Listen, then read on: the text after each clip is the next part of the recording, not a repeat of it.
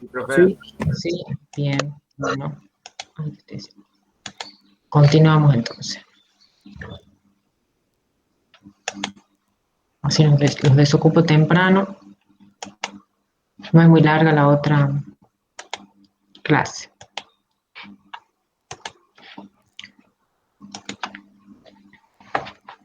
Bueno, en esta clase vamos a ver qué son los residuos ganaderos, cuál es la problemática que causa y qué se puede hacer con estos residuos o qué se debería hacer.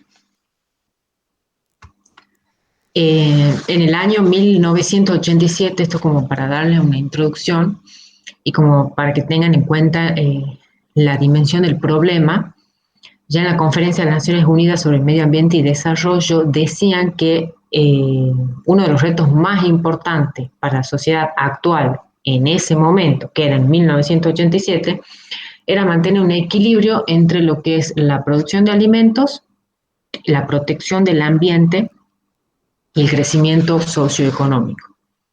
Era un reto en esos años y hoy por hoy, en el año 2021, sigue siendo un reto. Esto no ha cambiado. No se avanzó mucho con todo eso. Sí puede ser con más leyes, pero bueno, no vivimos en Argentina, no se las hace cumplir. ¿Qué pasa con esto? Todo, como yo digo, el sistema de producción es una empresa. Hay que verlo como una empresa. Y todo el sistema toda empresa cuando inicia con lo mínimo, en este caso en el sistema de producción animal sobre todo, es una pequeña empresa, inicia con bajo número de animales, quizás el mismo dueño es el que trabaja con los animales, hay los familiares, pero a medida que van pasando el tiempo, esa empresa va creciendo. Y que crezca implica que aumente el número de animales, que aumente los empleados y que aumente la superficie, puede o no aumentar, ¿sí? Y ahí es el problema. Todo esto se va agravando con todos los otros, con todas las actividades que se van sumando al sistema de producción, como por ejemplo todas las vacunaciones de prevención, inseminación artificial, o sea, todos los residuos, los desechos que causan esas actividades y que al aumentar el número de animales aumenta. Todo eso y aumenta también, obviamente, las deyecciones de los animales. Entonces llega un momento que la superficie en donde está implantado el sistema de producción, la superficie, digamos, de la tierra, ya no tiene capacidad natural para reciclar esos residuos. Entonces ahí donde el dueño o el operario o el hombre en general tiene que tener o tiene que hacer una gestión aparte de esos residuos ganaderos. Bueno, entonces esto es una grafiquita de lo que venía hablando. Cuando la actividad ganadera progresa, se convierte a una actividad ganadera intensiva, con lo cual aumenta la densidad animal, aumenta el número de animales por metro cuadrado. Muchas veces no aumenta la superficie. Entonces, ¿cuál es la consecuencia? Me aumenta el volumen de los residuos ganaderos. Residuos ganaderos en general, deyección, excremento y residuos. Se me rompe la rueda o no sirve la rueda del auto, del camión, de la camioneta, del tractor, va a parar también en el campo y eso también contamina. Residuos de todo tipo. ¿Cuál es el problema de todo esto? Que a medida que va aumentando se acumulan estos residuos y como yo le decía, la tierra naturalmente ya no tiene esa capacidad de reciclarlo, empieza a ser un problema para el sistema de producción, para los animales de ese sistema de producción y para las personas que trabajan en ese sistema de producción y para las personas que viven en las cercanías de ese sistema de producción. Entonces termina siendo un problema sobre todo a la salud y afecta también el ambiente. En muchos países se penaliza cuando ese problema, cuando los residuos ganaderos tienen un impacto al ambiente o al bienestar animal o a las personas, se penaliza. Acá no se penaliza todavía si no hay una denuncia, y si hay una denuncia, bueno, puede que no se penalice también, digamos. Como le digo, vivimos en Argentina, pero bueno, lo bueno es que hay leyes y que hay más control y que tienen que hacer cuando se empieza con un sistema de producción, antes de que empiece a trabajar, antes de que empiece a estar activo, se tiene que hacer un proyecto sobre el impacto ambiental. O sea, como proyectar qué impacto ambiental va a producir ese sistema de producción, que puede o no ser aprobado por el ente que corresponde. Aquí llamamos residuos ganaderos, o también se conoce como efluentes ganaderos. Residuos o efluente ganadero se le llama a todo aquello desechos sólidos y líquidos, o sea que está formado por una parte sólida y líquido, pero que es desecho, que no sirve. La parte sólida está formada por materia fecal, por restos de alimentos, por barro, por tierra, por otros residuos plásticos, botellas.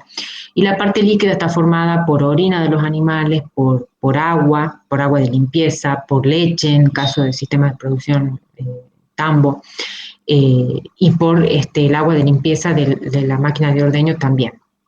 Entonces todo eso es emitido como es emitido en la actividad ganadera. ¿Qué tipos de residuos ganaderos tenemos? El estiércol, purín, gallinaza, efluente. El estiércol es la mezcla de las deyecciones de los animales junto con la cama de los animales. Generalmente el estiércol, la denominación de estiércol se utiliza más para lo que es vacunos y equinos. El purín se utiliza específicamente para las deyecciones de cerdos, mezclados, ya sea orina y sólido, ¿no? Mezclados con agua. Se utiliza esa denominación, purín. La gallinaza son las disecciones de la gallina, que va también mezcladas con la cama de la gallina. Y efluente se le llama a todo lo que es desecho líquido de los tambos, todo lo que es la máquina de ordeño, el resto de leche y el agua de limpieza de las máquinas de ordeño. Como para que tengan una idea, este cuadrito, de qué depende la cantidad de excremento que emiten los animales. Depende de la raza, depende de la especie, depende de la edad, depende de la categoría, depende del alimento. Pero como para que tengan un ejemplo, un bovino de carne entre 200 y 250 kilos produce una cantidad de 15 a 30 kilos de excremento por día. Y acá está en porcentaje, es lo que representa en el peso vivo. Esta cantidad representa entre un 5 y un 7% del peso vivo del animal. Ahí tienen como para que tengan una idea ustedes de las demás especies. ¿Qué contenido, qué tiene, cómo está formado, de qué se componen los excrementos? Fíjense en los elementos inorgánicos, que son importantísimos, lo que es nitrógeno, fósforo, potasio, calcio y magnesio. De eso está formado los excrementos. Y fíjense en que son, ¿por qué digo yo importantísimos? Porque son elementos esenciales para el suelo y para los vegetales. Pero cuando están en exceso, resultan un problema o resultan tóxicos. Entonces, ya vamos a ir viendo qué pasa con esos elementos inorgánicos. Como para que tengan una idea, un ejemplo de 100 vacas en ordeño, para ver cuánto con lo que contamina un sistema de producción. 100 vacas en ordeño dice que requiere por día 3.000 litros de agua. ¿Y qué producen? O sea, en un día, 36 kilos de materia seca, provenientes de heces y de otros desperdicios. O sea, no solamente heces, como hemos dicho, también lo que es restos de leche o las aguas de limpieza de la máquina de ordeño también. Entonces, en un día, 100 vacas producen 36 kilos de desecho. En Argentina aproximadamente hay 2.200.000 vacas en ordeño, lo que me produce 290 millones de kilos de materia seca por año. Y eso contamina 72 millones de kilos de DBO. ¿Qué significa DBO? Que también seguramente ustedes lo han sentido nombrar. El DBO me mide la cantidad de oxígeno, para que lo entiendan, es la cantidad de oxígeno que consumen las bacterias para poder descomponer esa materia orgánica. Entonces, por eso contamina, porque necesita consumir el oxígeno, ¿sí? Eso se mide en laboratorio, se toma una muestra y después de 5 días se mide el DBO. Se lo mide en miligramos de oxígeno por litro o en partes por millón, que es ppm, parto por millón. Hay una tablita en donde se determina si el agua está contaminada o no según el nivel de DBO. Entre 1 y 2 no es contaminada, es muy buena el agua. Entre 3 y 5 es aceptable. Podríamos decir que no está contaminada todavía. Entre 6 y 9 ya está contaminada el agua. Y si tiene 10 o más, está muy contaminada. Esto es importante porque los residuos de los animales después se les puede hacer un tratamiento para casualmente disminuir el DBO. Por eso es importante que sepan, tengan una idea qué es lo que es. ¿Qué problemas me generan cuando hay un exceso? Hemos dicho que los excrementos tienen, los componentes que tienen son potasio, nitrógeno, fósforo, que son esenciales para la vida del suelo y de los vegetales. Pero ¿qué pasa cuando esos elementos están en exceso? Ya es un problema. Me afecta el suelo, me afecta el agua, afecta los vegetales mismos, afecta la salud animal y afecta el aire. ¿Qué pasa con el suelo? Cuando hemos dicho que ya no tiene esa capacidad, porque es mucha cantidad de residuos, entonces el suelo no tiene esa capacidad de reciclar naturalmente. Entonces hay excesos, sobre todo de fósforo y potasio, que son los más complicados. ¿Por qué? Porque el fósforo es como, no es lavable, o sea, no se elimina con el agua de lluvia. Entonces se retiene en el suelo. Y cuando está en exceso llega a formar una capa superficial en el suelo dura que impide que el agua infiltre, por ejemplo el agua de lluvia, que infiltre en el suelo. Entonces, en vez de infiltrar, escurre el agua. Y también es un problema porque al escurrir lleva todo el exceso eso a contaminar a otro lado, ya sea a un desagüe, a un río, o a donde vaya el agua, o a seguir contaminando el resto del suelo. Produce salinización del suelo también, al exceso de nutrientes, de los elementos inorgánicos, y bueno, causa una destrucción del suelo, disminuye, no disminuye, sino como que se va destruyendo la estructura, disminuye la capacidad de retención de agua, que es importante para las plantas. Inevitablemente también se contamina el agua, como yo les decía, el agua de lluvia cae, no infiltra en el suelo y escurre con ese exceso de contaminación, y que va a parar en ríos, arroyos, lagunas, mares, y se contamina el agua, produciendo eutrofización. La eutrofización es el agotamiento de oxígeno y que causa la muerte de peces y toda la vida acuática, causa la muerte de la vida acuática por asfixia. Y también se produce salinización en el agua. ¿Qué pasa con los vegetales? A pesar de que el potasio, el fósforo, el nitrato, o el nitrógeno, en realidad no nitrato, nitrógeno, es esencial para la vida de las plantas, cuando están en exceso, como que se produce una toxicidad en las plantas. Se detiene el crecimiento, el desarrollo, y hasta algunas no prosperan, mueren. Lo que es el aire. El problema es cuando, tanto en el aire como en la salud animal, cuando esos sistemas son intensivos o son en confinamiento. El exceso de heces y de orina produce que el amoníaco se volatilice. Entonces hay mal olor en el ambiente y todo eso causa después, cuando llueve, ¿no es cierto?, la famosa lluvia ácida. Y que esa lluvia ácida también llega a suelos y agua. En cuanto a la salud animal, se produce irritación en la mucosa, en todo lo que es la vía respiratoria, en los ojos, irritaciones en los ojos, no tan solo a los animales, sino también a las personas que trabajan con los animales. Entonces, afecta todo en general. ¿Qué otros tipos de residuos, además de las heces, que por ahí hablamos mucho de las heces y de la orina, otro tipo de residuos, como yo le decía, todo el material descartable que tiene que ver con prevención de las enfermedades, gomas, botellas, frascos, bueno, la leche que nos sirve, la leche que tiene mastitis, los restos del agua también de que se lava no solamente la máquina de ordeño, sino también el agua que se limpia en los sistemas de producción también. Como les decía recién, una goma, una rueda que no sirve va a parar en el campo y, y no se puede quemar tampoco. Si todo eso se quema, que algunos lo hacen, se quema, también causa contaminación. Está prohibido quemar todo eso. Entonces, todo eso tiene que tener una gestión aparte. ¿Qué pasa con los sistemas extensivos?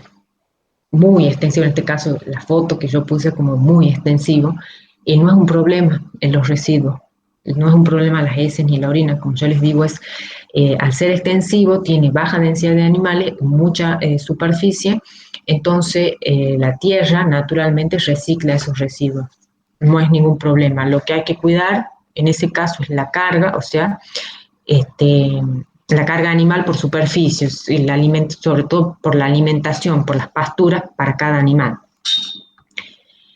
Cuando pasamos a un sistema semi-intensivo, tampoco es un problema porque es semi-intensivo, se lo puede manejar. Quizás no ya naturalmente la tierra lo recicla, pero el hombre lo puede manejar. Es fácil todavía manejar los residuos. El problema es cuando ya se intensifica mucho, el sistema es intensificado y mucho más cuando es en confinamiento, ya la tierra no tiene esa capacidad y no solo que la tierra no tiene la capacidad, sino que el hombre, al ver tanta densidad de animales en poca superficie y encima todo en confinamiento, galpones cerrados, es un problema, el hombre tampoco sabe qué hacer con esos residuos. ¿Qué se puede hacer? Estos son algunos ítems para tener en cuenta. En caso de que todavía no se haya, se tenga pensado recién de poner un sistema de producción, lo primero que tenemos que ver es la ubicación y la construcción del establecimiento. Ya vamos a hablar un poco. En caso de que ya esté el sistema de producción, lo que se hace es separar esos residuos. Vamos a ver algunos mecanismos de separación y almacenamiento.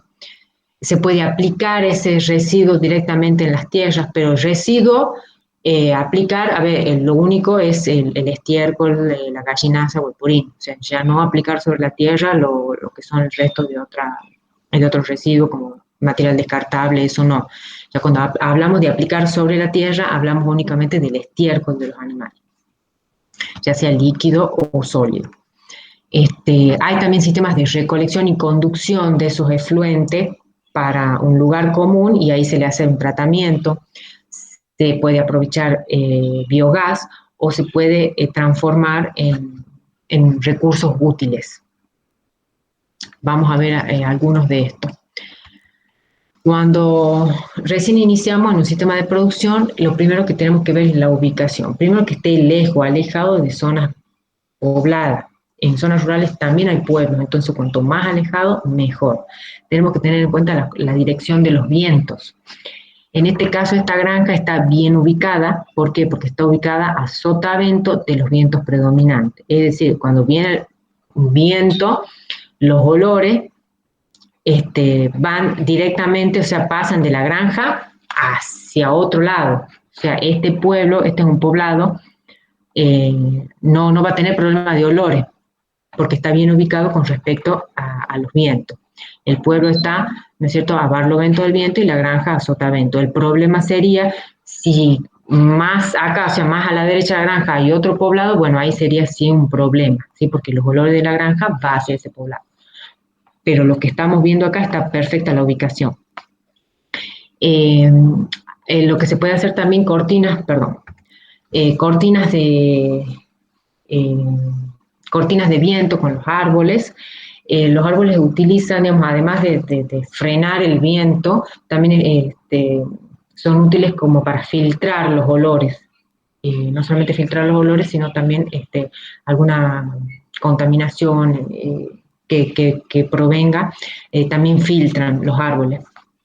Hay que tener en cuenta la distancia que se pone la cortina de viento, siempre tiene que ser aproximadamente 30 metros de separación de lo que es el galpón o el sistema productivo, o se calcula como 10 veces la altura del árbol. Eh, ¿Qué otra cosa hay acá que me estoy olvidando?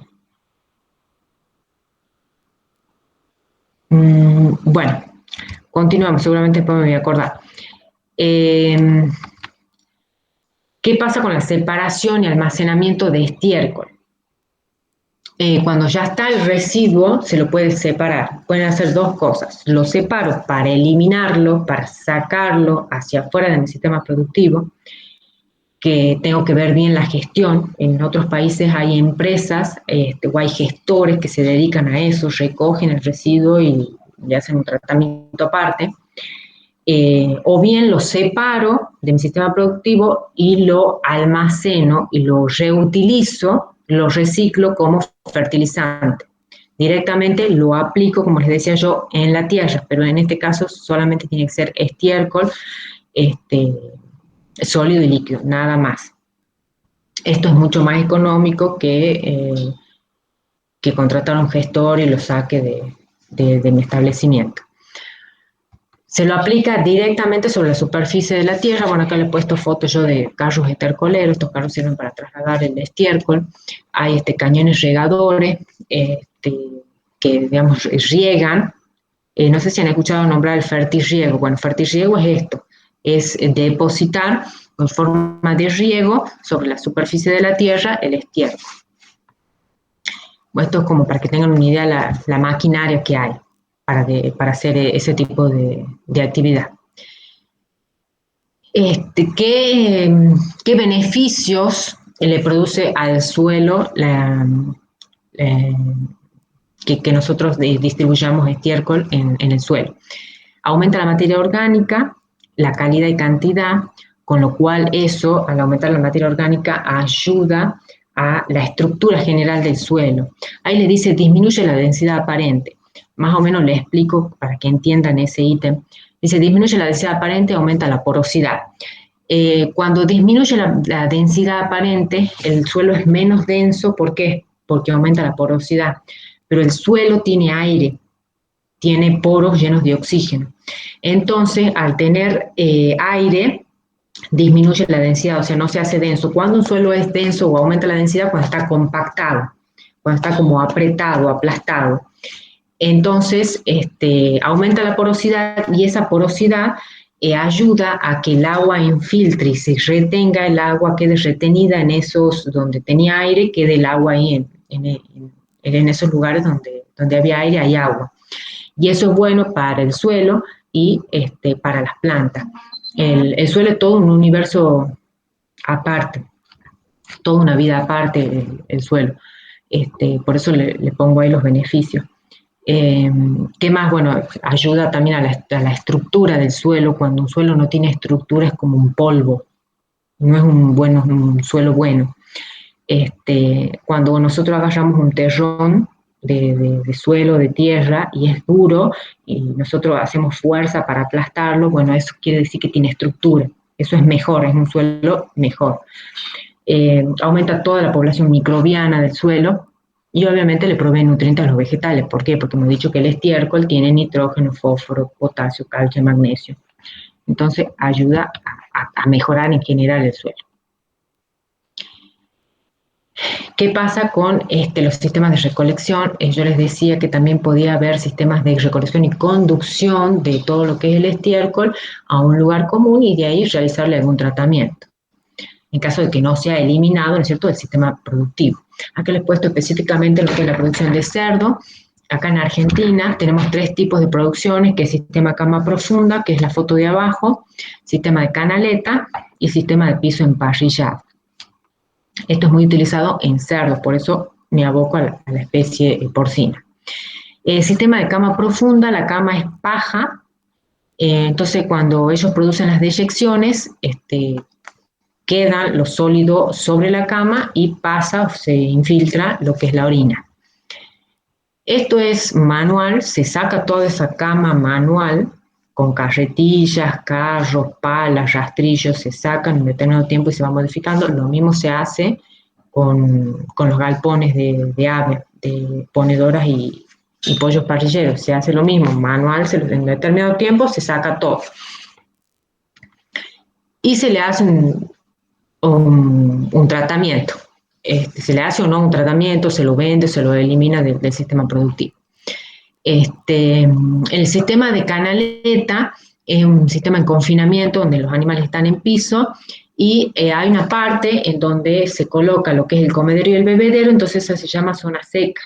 Y el animal instintivamente produce sus deyecciones lejos de lo que es donde está su comedero y bebedero. Instintivamente lo hace, entonces la otra zona sería la zona húmeda y es ahí donde realiza sus deyecciones, que por lo general se les hace como un tipo canaleta para que sea más fácil recogerlo o a veces hasta se le larga como un pequeño caudal de agua para que eso corra y vaya a un lugar en común.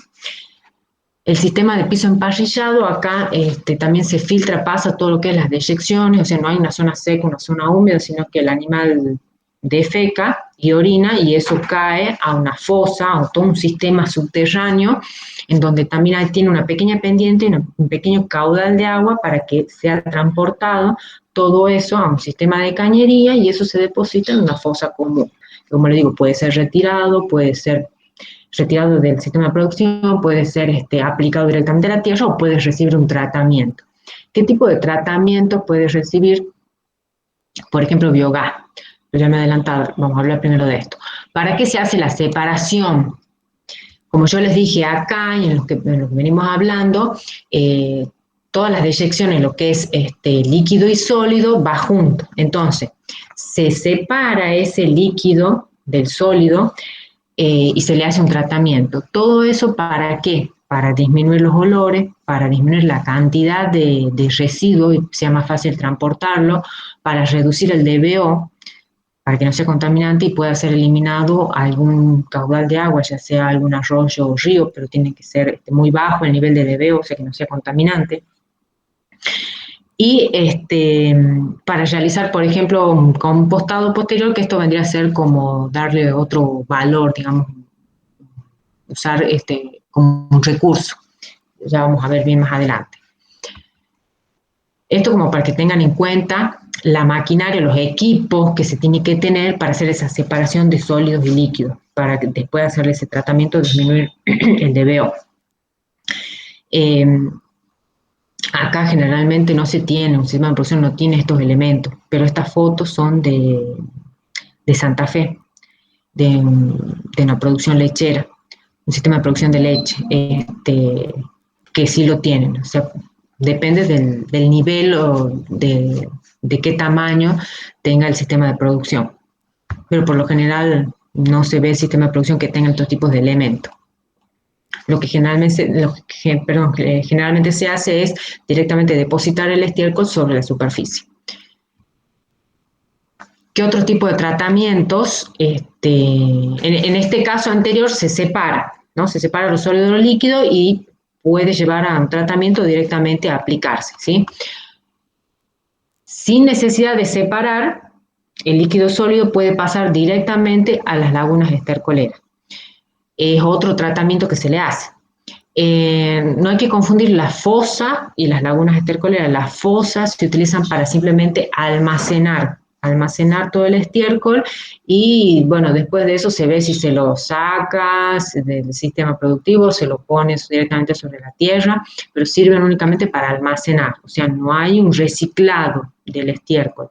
En cambio, las lagunas estercoleras sí, es como que el agua se recicla. Esta también está en Santa Fe.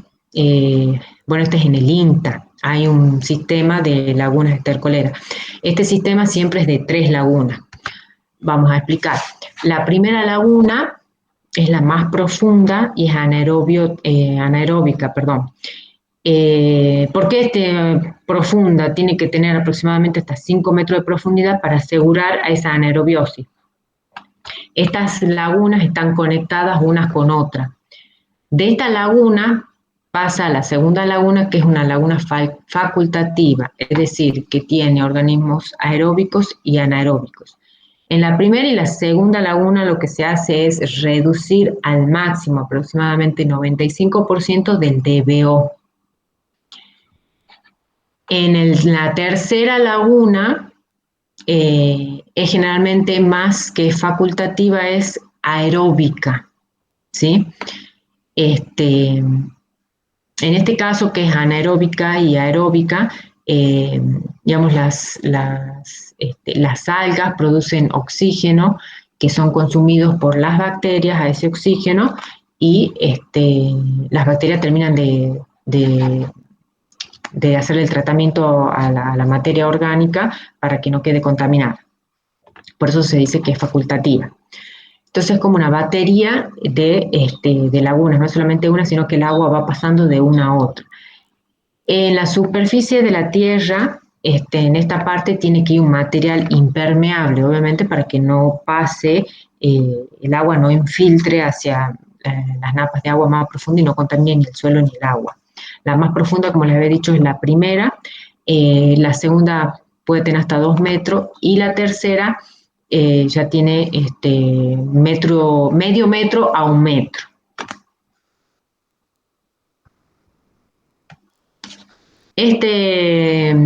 Lo que se puede hacer del estiércol biogás a partir del estiércol, esto se puede hacer a partir de las lagunas o a partir de la separación, vuelvo atrás, o a partir de esta separación que se hace sólido de líquido, ¿sí? O a partir de lo que queda de estas lagunas, o directamente se puede hacer depositar el estiércol como salga del sistema productivo, se lo deposita en una fosa común, va a un biodigestor, este biodigestor es hermético, si es hermético, todo lo que se produce adentro es anaerobiótico, no hay oxígeno, es natural, se produce natural, o sea, no hay que agregarle más nada, naturalmente las bacterias empiezan a descomponer la materia orgánica. Como producto de esa descomposición se forma gas, que es el gas metano. Entonces ese gas puede ser utilizado para, no sé, una garrafa, una cocina, lo que fuera, y tiene que tener el biodigestor como un desagüe para eliminar todo lo que no haya, un desecho que no haya sido transformado a gas.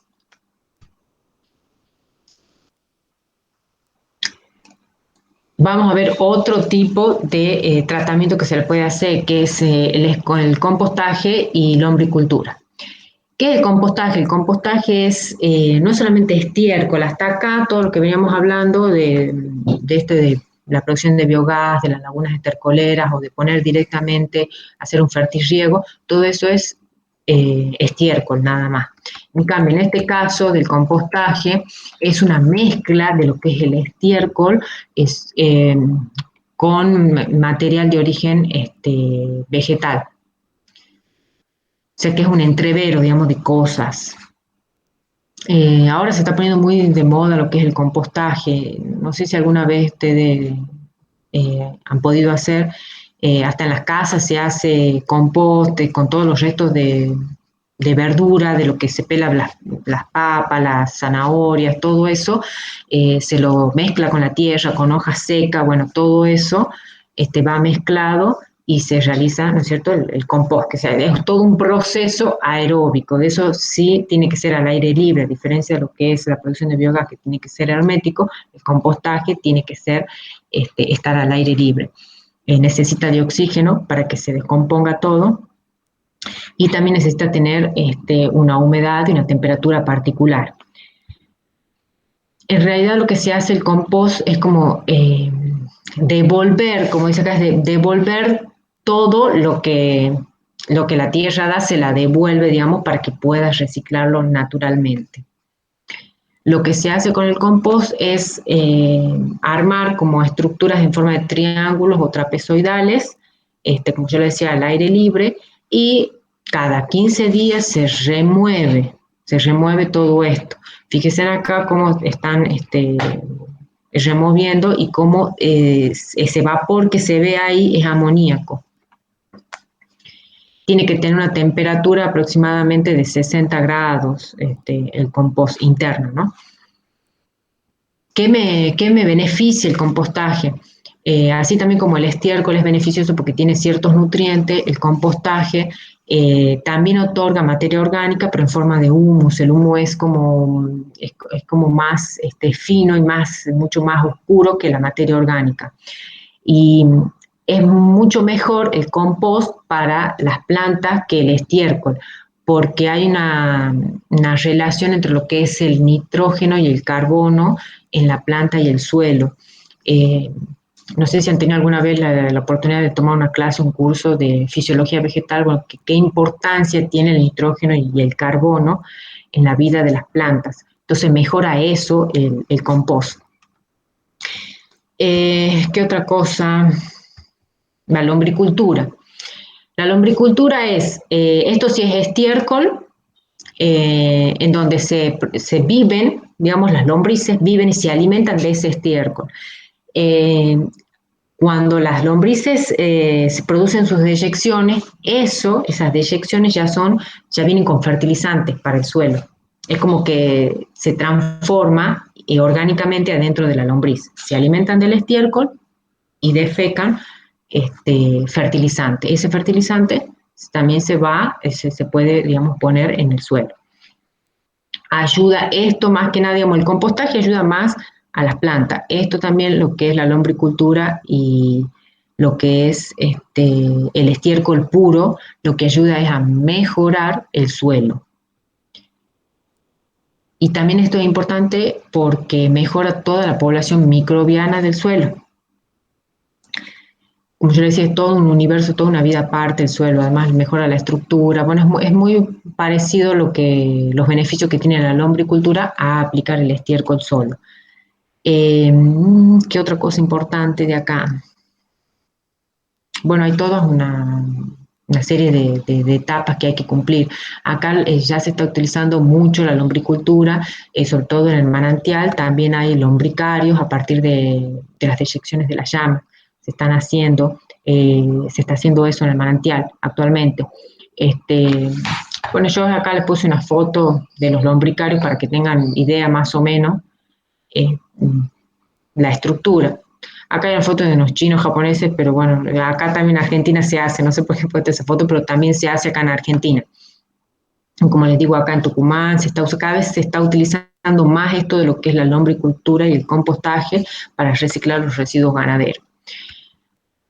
¿Qué es lo que se puede hacer para que se implemente esto de la gestión de los residuos ganaderos? El gobierno puede dar como incentivos, digamos, puede incentivar para que se compren o para que se invierta en lo que es toda la maquinaria, como yo decía, necesitamos esos tamices para separar los residuos, bueno, para que los sistemas de producción, los dueños, inviertan. Se puede haber alguna forma de incentivar o puede haber un subsidio o algún impuesto diferencial. Por ejemplo, se descuenta un 20% al impuesto tal porque recicla el residuo de tal forma, por ejemplo. Y bueno, siempre aplicando buenas prácticas animal, buenas prácticas en la agricultura, en la producción animal, eso tiene una repercusión general en el sistema productivo y también en el ambiente. Esto es más o menos como para que tengan una idea de que sí hay leyes, de que sí hay normativas, tienen las nacionales y las de Tucumán. Generalmente las nacionales, ¿qué dicen? Dejan a cada provincia que se encarguen. O sea, está la ley, pero es como en la pandemia. El presidente decía, bueno, no sé, se corta todas las 6 de la tarde, pero queda a criterio de cada provincia, el gobernador, según el número de casos, todo. Bueno, es lo mismo con esto. Y como les decía, no se penaliza, a menos que el vecino lo denuncie por malos olores, por ejemplo, porque no hacen reciclado, lo denuncie, pero bueno, como todos sabemos, la denuncia puede quedar en la nada. Lo que sí puede haber multas e infracciones, si se comete una infracción hay una multa, pero para eso se necesita control y se necesita que no haya corrupción. Es así, chicos, lamentablemente es así. Pero bueno, cada vez, como digo, lo que es todo lo producción animal, lo que es bienestar animal, comportamiento animal y lo que es esto, el impacto ambiental que produce el sistema de producción, cada vez está teniendo más importancia. Cada vez hay más controles, cada vez hay más información, cada vez hay más conocimiento y la gente también, ¿no?, está interesada en conocer para evitar, digamos, tener problemas, digamos, con el ambiente o tener problemas con comportamiento animal. Les cuento, viene, le tenía que haber contado en la clase de comportamiento animal, pero por ejemplo, en el INTA de acá de Leales, toda una investigación de aproximadamente 10 años, un ensayo, ha tenido que ser modificado. ¿Por qué? Por no respetar el comportamiento animal. ¿Y qué era? Que no se estaba respetando el instinto gregario de los animales. Entonces, como les digo, cada vez se está imponiendo más todo esto, que está bueno, digamos, pero falta. Como les decía al principio, sigue siendo un reto importante lo que es la producción animal y la protección del medio ambiente y el bienestar animal. Bueno, hasta acá algunas dudas. Voy a dejar de presentar.